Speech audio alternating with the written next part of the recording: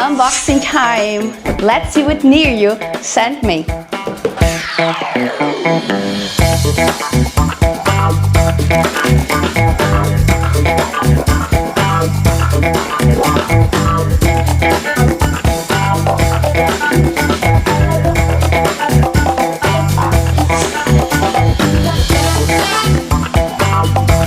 It's a robot.